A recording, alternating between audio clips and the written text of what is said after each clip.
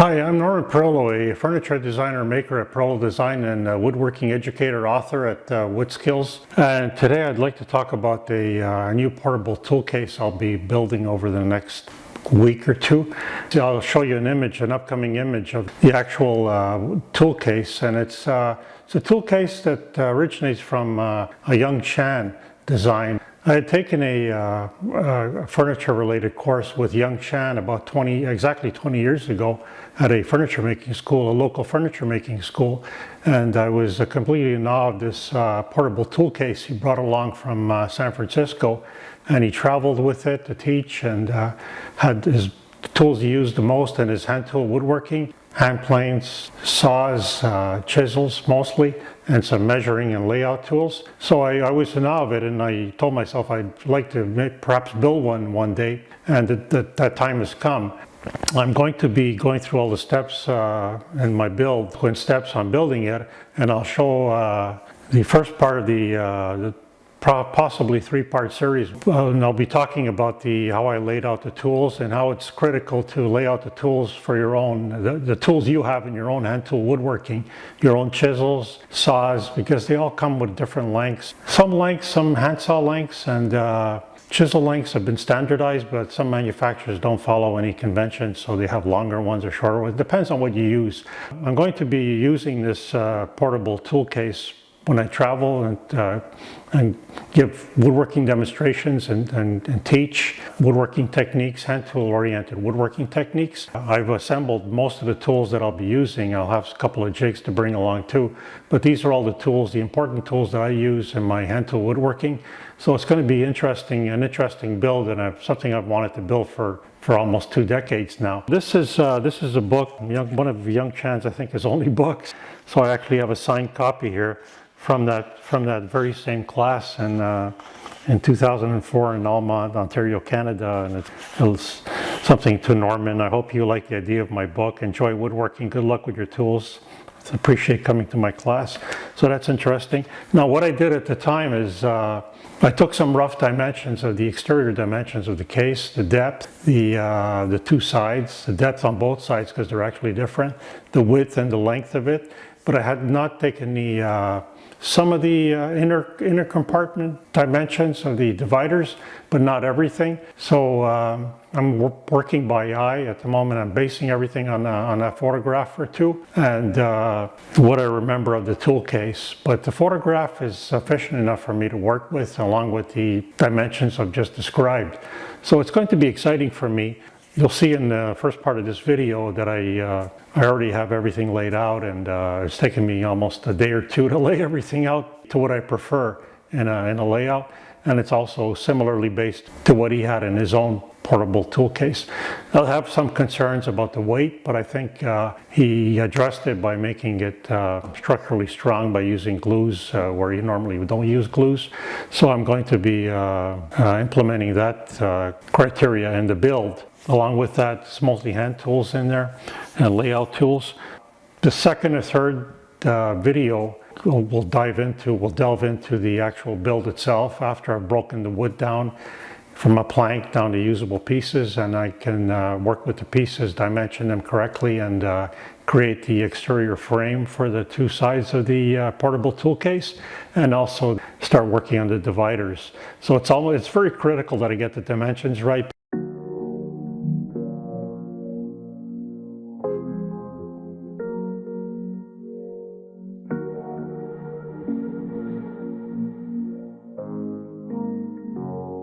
I'm at the point now where I'm actually working on the divisions, the walnut divisions for the interior of the portable tool case. This is one of the planks that I shown in the first part of this series, the walnut plank, and I've had to work around a considerable amount of imperfections and knots. So this is what the plank looked like originally, and this is after I've ripped it here on the table saw.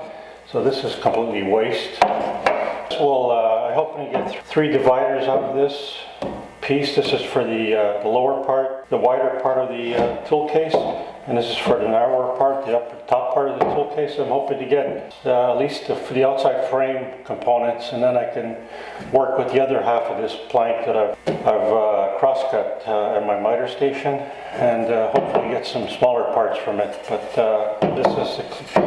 these are the clearest pieces I've been able to yield from that long plank. So it's I've had this for a number of years, these planks, and I just want to use them up. And well, it's a beautiful wood actually, and it contrasts really well with the black limba. So it's a lighter, darker appearance, nicer aesthetic. So next step for me is to begin resawing these into 3 parts, and then these are the parts that I'll be using for the frame of the dividers, for the outside frame. And I'll be showing that next. So just as a refresher, this is the top part of the case, and with all the subdivisions. This will be for chisels mostly, spoke shaves, and some smaller measuring marking tools. And this is the top part, the narrower part, and it's 26 by 16 or by 17, sorry. So these are the divisions. If the outside frame divisions are a little wider, and the inner ones are thinner. This is probably 3/16 and this is 5/16. Not 100% sure yet. It depends on how much I yield from the walnut. But this is what I'm striving for, and I need to create dados in each of the parts and have the dados line up. That's going to be a challenge in itself. So this is the top part, and I have the bottom part also, but I'm laying out some hand planes on it now.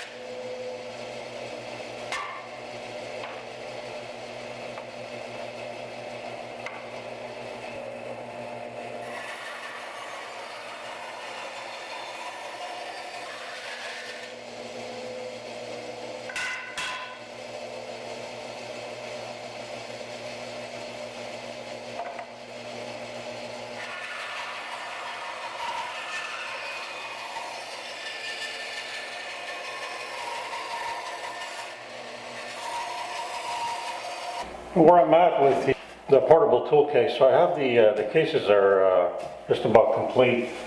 I've added that bottom strip as I mentioned earlier, and I've been re-sawing and trying to get as much yield from some boards, some walnut planks that I've had for a long time, for many years.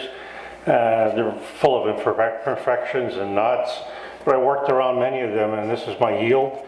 Some are 3/8 inch thick, others 5/16, so it depends on what part of the inner frame the dividers are located in. That depends on the outside portion is 3/8 inch. I've decided on that. So I have a leftover piece I can work with for some smaller components of dividers. So that's where I am now. So I'm starting to lay out the parts for, and I've added a hand plane, so I'm going to stagger this section.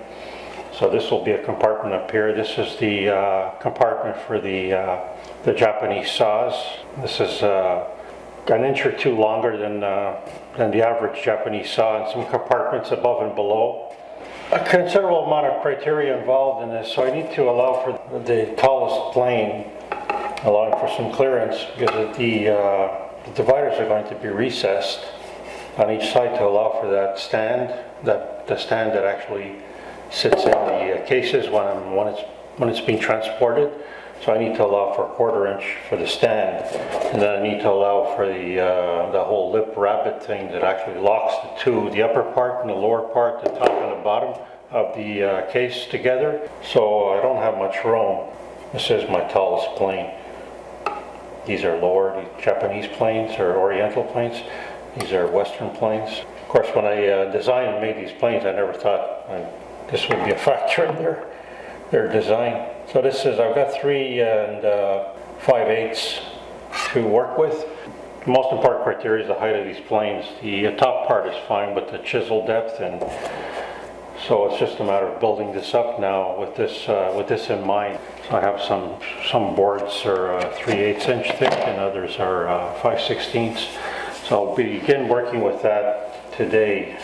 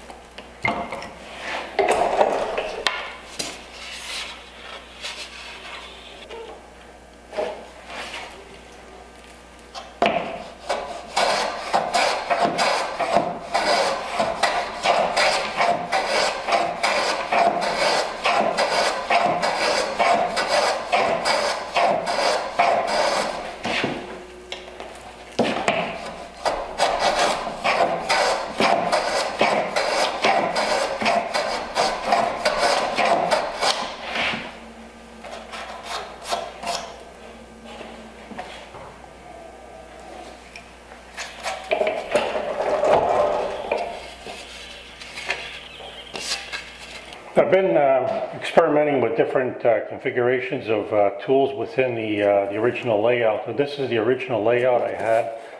You can see the divisions. This is a vertical division is for the Japanese saws and a plane adjusting hammer. This is for some small instruments.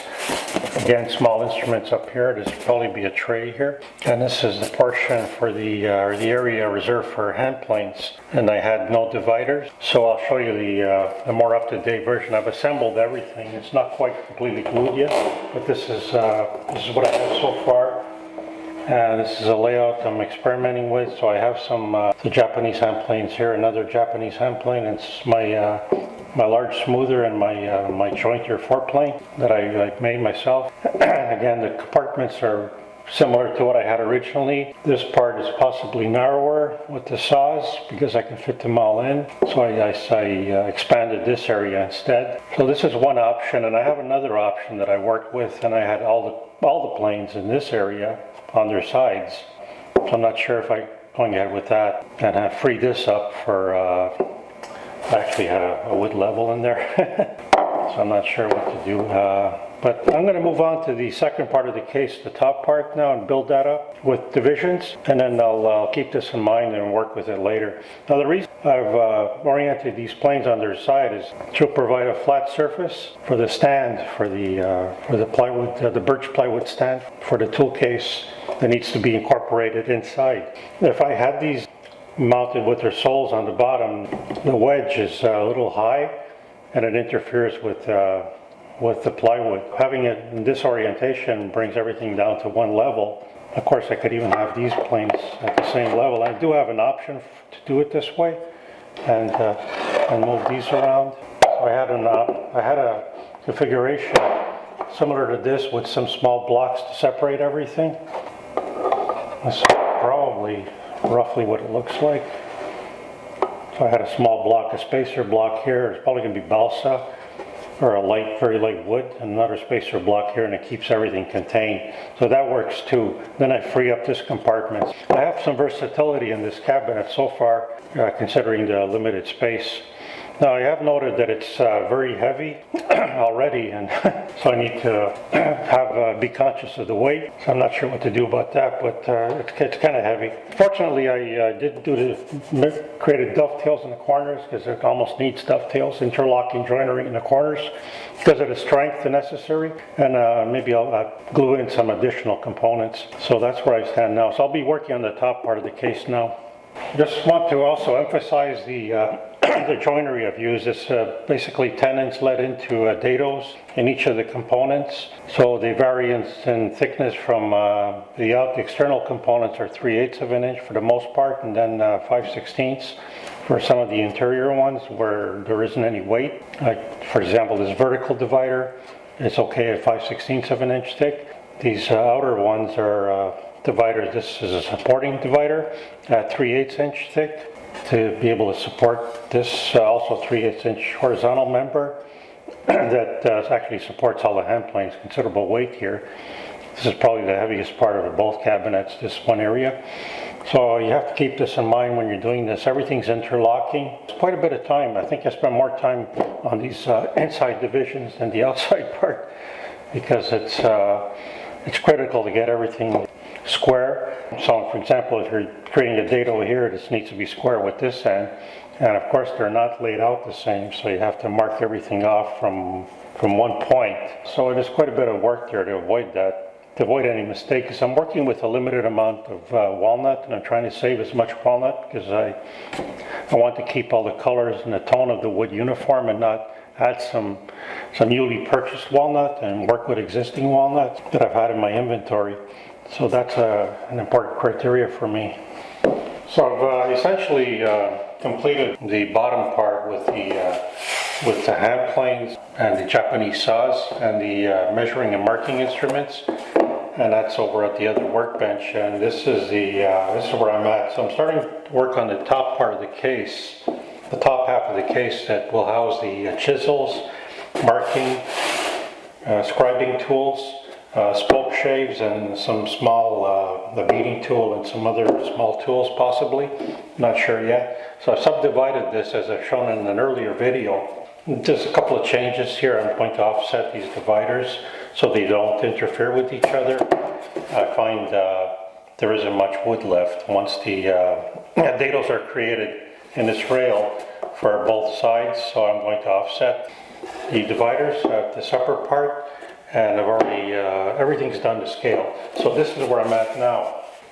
This is, so I've completed the inside frame with 3/8 inch thick walnut boards. I created these dadoes, and I've also created these dadoes in the corners using that skew rabbet plane I shown earlier in an earlier video. So everything's fine. I just need to bring this level down because this is the part that protrudes that will fit into the bottom case. So I need to bring this down to about 1/4 inch, but I can do that later. Just mainly setting everything up. So my next step is to actually create the dividers for the chisels in this area. So I'm going to be creating dadoes, and I'm going to be using again that router table sled, because it's quite a bit more efficient and I need precision to get them all aligned. Detail work involved in setting them up so they line up correctly. And then I'll move on to this portion. I'll probably use some, again, that skew rabbet plane to work that. So that's where I'm at now. So please subscribe to my YouTube woodworking channel, where I share more of my woodworking techniques, my woodworking philosophy, my thoughts on woodworking, and all the challenges I've experienced, and I introduce some of the new forms of woodworking I've discovered. And also visit woodskills.com, where I have a good selection of my books, both in print and digital format, on woodworking, and all my online courses, and I also offer some woodworking plans. I have maintained a regular blog on what I've got going on in my workshop and in woodworking in general. So enjoy.